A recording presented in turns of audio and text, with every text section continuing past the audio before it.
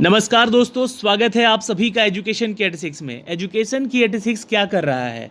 Education की 86 आप सभी छात्रों को उन सभी नौकरियों से अवगत कराता है जो कि एक छोटे से डिपार्टमेंट में भी निकाली जाती है, तो वहाँ से अपडेट मिलते ही आपको ये अपडेट दे दिया जाता है। एजुकेशन की आपके साथ जुड़कर खड़ा होता है और आपके प्रति जो भी आक्रोश है उस आक्रोश को सरकार तक पहुँचाने का भी काम करता है। एजुकेशन की 86 क्या कर रहा है? तो एजुकेशन की 86 आप सभी छात्रों के साथ खड़ा है। जब भी कोई आंदोलन होता है तो आप में और हमारा साथ बना रहता है। लेकिन हमारे नेता प्रतिपक्ष क्या कर रहे हैं? इनको भी हमारे साथ जब ऐसा ही करना था तो ये नेता प्रतिपक्ष बन के वहाँ क्यों गए? ये भी जब ट्विटर पे, यूट्यूब पे आके, फेसबुक पे आके सिर्फ सरकार के प्रति भाषाएं बोलेंगे तो क्या ये चीज़ें संभव हो पाएगी? जब तक सर आप सड़कों पे नहीं उतरेंगे, लाखों की तादाद में नहीं जाएंगे आप लोग, तब तक हमारी बातें कोई सुनने वाला नहीं है। राज्य में 16 साल से बनी इस सरकार के प्रति आक्रोश जो आपने यूट्यूब पे या ट्विटर पे या फिर फेसबुक पे दिखला रहे हैं, उसको आप सड़कों पे आके दिखलाइए। तो आपके साथ युवा जुड़ेगा, तो आपके साथ एक जनादेश जाएगा।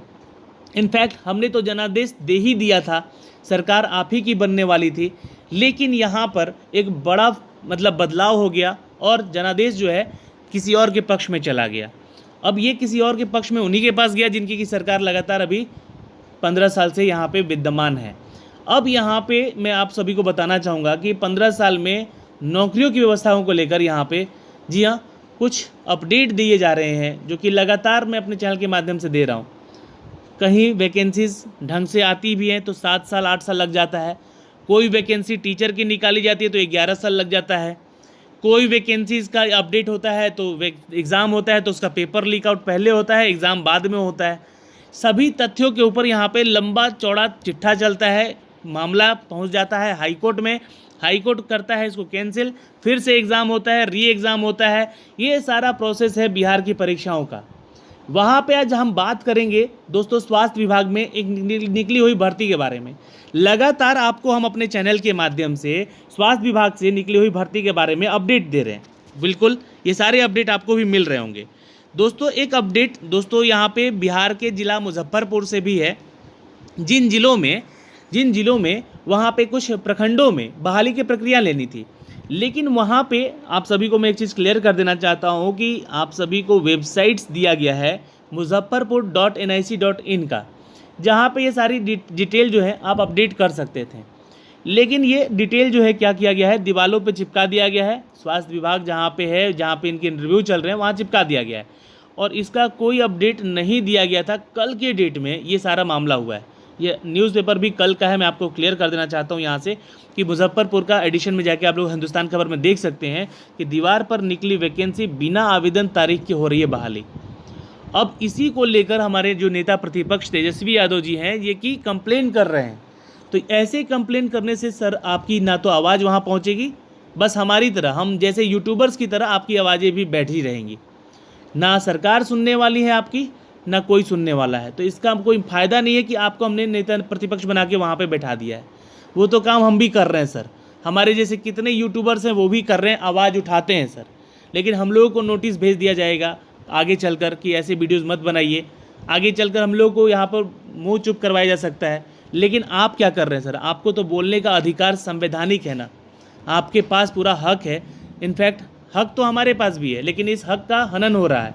जी हाँ, अगर कोई उठकर बोलने जा रहा है तो कोई वो दिलीप कुमार बन जा रहा है तो उसको लाठी मार के जेल में भर्ती हो जा रहा है। तो हो सकता है कि ऐसा कुछ चल के यूट्यूबर के साथ भी किया जा सके।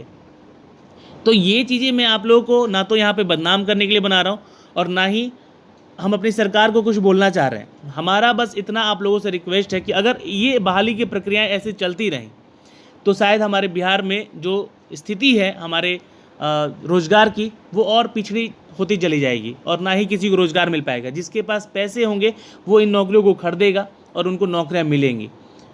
तो ये कब तक चलेगा? कब तक उन गरीब छात्रों की बात नहीं होगी जो कि गरीब क्षेत्र से आते हैं, गरीबी क्षेत्र से आते हैं और गरीब छात्र हैं, किसान का बेटा है या ठेला चलाने वाले का बेटा है, तो उसको नौकरी कैसे मिलेगी अगर वो अपनी पढ़ाई पूरी कर लेता है? तो आप यहाँ पे अपने ट्विटर हैंडल पे लिखे हुए हैं कि सत्ता नहीं, गरीबों के लिए संघर्ष ही हमारा राजनीति है। तो जब आप गरीबों का सोच रहे हैं तो सड़कों पे उतरिए सर। यह ट्विटरबाजी तो सिर्फ और सिर्फ अमीर लोगों के लिए है और यहाँ पे सिर्फ उन्हीं की बातें सुनी जाती है सर। अगर आप हमारे हित में सोच रहे हैं, हमारे बारे में सोच रहे हैं तो सड़कों पर उतरिए, सभी आपके साथ खड़े होंगे। लेकिन हमारा हक दिलवाना है तो आपका वो जिम्मा है सर, हक दिलवाने का। अगर आप सरकार में होते और आप ऐसा करते तो आपके विपक्ष में भी हम बोलते हैं, लेकिन यहाँ पे सर ऐसा नहीं हो, इसलिए हम चाहते हैं कि आपको अगर आगे आना है, आपको अगर हमारे साथ खड़ा होना है तो नीचे सड़कों पे उतरिए सर। ये ट्विटर पे हवाबाजी में उड़ने से काम नहीं चलेगा सर, ठीक है। दूसरी चीज़ें यहाँ पे दोस्तों, इस न्यूज़ अपडेट के बारे में थोड़ा सा मैं आपको ज्ञान दे दूँ। यहाँ पे ये क्या बातें हुई है यहाँ पे इन सभी चीज़ों में। देखिए, मुजफ्फरपुर में अभी स्वास्थ्य विभाग से निकली है भर्तियाँ जितनी, उन सभी भर्तियों को लेकर जहाँ पे मुजफ्फरपुर में भी वैकेंसीज निकाली गई, लेकिन ये वैकेंसीज ऑफिशियल वेबसाइट पे नहीं दिखाई गई थी कल की डेट में। और ये कल का ही न्यूज़पेपर है दोस्तों, जहाँ पे आपको बता दें हर एक क्षेत्र में जो जी जिला प्रखंड है यहाँ पे, इन प्रखंड में ये देख सकते हैं आप, इन सारी कैटेगरी में ये बहाली की प्रक्रिया ली गई। एएनएम की, जीएनएम की, डेटा ऑपरेटर की, फार्मासिस्ट की वैकेंसीज ली गई हैं, वार्ड बॉय की वैकेंसीज ली गई हैं, लेकिन इनका कोई अपडेट अलग जो अदर जिले वाले छात्र हैं उन तक नहीं पहुंच पाई है। क्योंकि ये सारी वैकेंसीज का अपडेट मैं बता दें कि हर जिले में हर जिले का छात्र भर सकता है, ठीक है। तो यहाँ पे ये चीज़ें ऑफिशियल नहीं देकर यहाँ पे दीवार पे चिपका दिया गया उस स्वास्थ्य केंद्र के पास कि हमने वैकेंसी निकाली थी। अब ये पता नहीं किसको ये भर्ती मिली होगी, किसकी ज्वाइनिंग हुई होगी, उनके ऊपर तो सवाल उठना बनता है। तो सरकार यहाँ पे एक कदम आगे उठाए और विपक्ष से आगे बढ़े और विपक्ष के सवाल करने से पहले ही इसका जवाब तलब कर दे और इसके बारे में सारी डिटेल दे दे। ये हम चाहते हैं अपने इस वीडियो के माध्यम से अपने सरकार को भी ये बातें पहुंचाना, और नेता प्रतिपक्ष से भी हम रिक्वेस्ट करना चाहते हैं कि बातें जो है ना सर यूट्यूब और ट्विटर पे ना रखें, इसको हम लोग आगे लेकर चलते हैं। और आप जब तक सरकार से सवाल नहीं पूछेंगे इसके बारे में तब तक तो सर इसका सॉल्यूशन नहीं निकलने वाला। आपने हमारे लिए टीचर्स के लिए जो वैकेंसीज़ के लिए जितनी भी आवाज़ उठाई है, संसद में भी आपने, वहाँ पे विधानसभा में भी आपने आवाज़ें उठाई हैं, तो उन सभी के लिए धन्यवाद के पात्र हैं आप। लेकिन इस सभी वैकेंसी जो छोटी छोटी वैकेंसीज़ हैं, जो जिस वैकेंसी में सबसे ज़्यादा धांधली हो रही हैं, उनके लिए भी आवाज़ उठाना आपका बनता है। तो हम आपके साथ हैं और आपके साथ आगे भी रहेंगे अगर आप हमारे हित की बातें करेंगे तो दोस्तों, इस वीडियो के माध्यम से हम ज़्यादा नहीं इसी बारे में अपडेट देने आए थे कि दीवारों पे अब आजकल वैकेंसी चिपकाई जा रही हैं।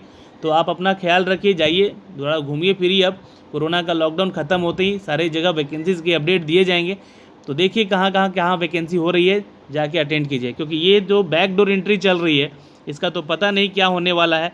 ये जो दृश्य दिख रहा है यहाँ पर, ये सरकार हमारी क्या चाह रही है, स्वास्थ्य विभाग क्या चाह रहा है यहाँ पे, इसका कोई अता पता नहीं है सर।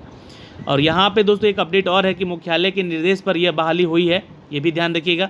और इसके लिए संख्याबद्ध निर्धारित नहीं है, अखबार के माध्यम से सूचना नहीं दी गई, लेकिन कार्यालय में सूचना का टांगी गई थी। सब कुछ प्रावधान के अनुसार बताया गया। तो यहाँ पे मुख्यालय में टांगी गई थी, तो ये मुख्यालय में क्यों टांगी गई थी सर? एक तो लॉकडाउन है, कोई लड़का जाएगा क्या वहाँ पता करने कि हमारा वैकेंसी आया है कि नहीं? आपका जब वेबसाइट है सर muzaffarpur.nic.in का, तो आप वहाँ पे भी चिपका सकते थे एक छोटा सा PDF, ठीक है। किसी व्यक्ति ने बहाली की प्रक्रिया में गड़बड़ी की शिकायत नहीं की है, लेकिन एक CHSC में 22 ऑपरेटर अस्वाभाविक है और यह संबंध में जांच कराई जाएगी और गड़बड़ी मिलने पर दोषियों पर कार्रवाई भी की जाएगी। तो ये मामला भी है यहाँ पे एक भाई, जो कि गड़बड़ी चल रहा है यहाँ पे। 8 मई तक आवेदन लिए जाएंगे, इसके बाद 11 मई तक बहाली की प्रक्रिया शुरू होगी और दोस्तों 26 मई तक लगातार नियुक्ति पत्र बांटे जाएंगे। यह बहाली जल्दी ही की गई, इसके ख्याल में नहीं रखा गया कि किस पद का कहाँ कितनी बहाली करनी है। और औराई में 19 ANM, 3 ड्रेसर और बाकी जो अदर पोस्ट है यहाँ पे उनके बारे में विवरण दिया गया है। वहीं मड़वन के 3 क्षेत्र में 3 माह के भीतर ही ANM, वार्ड बॉय और ड्रेसर की 45 लोगों की नियुक्तियाँ हो चुकी हैं। तो ये सारे डिटेल हैं दोस्तों, इन सभी मई महीने के नोटिफिकेशन के जरिए बताया गया। लेकिन कल के इस अपडेट को आप लोग भी देख सकते हैं। जी हाँ, कल का जो करंट अफेयर का अपडेट है वो आप लोग देख सकते हैं, जो करंट का न्यूज़ है वहाँ पे देख सकते हैं आप लोग। मुजफ्फरपुर का एडिशन का ये पेपर है हिंदुस्तान खबर का, जिसका कटिंग आपको मैं दिखला रहा हूँ यहाँ से। तो बिहार में कुछ इस तरह से चल रही है बहाली की प्रक्रियाएँ। धन्यवाद, मिलते हैं आपसे अगले वीडियो में, तब तक के लिए बाय बाय, टेक केयर। अपने जो कमेंट है वो नीचे ज़रूर करेंगे कि क्या आपकी राय है और किस पे नेता प्रतिपक्ष और नेता हमारे जो पक्ष ने सरकार है उनको क्या करनी चाहिए। धन्यवाद।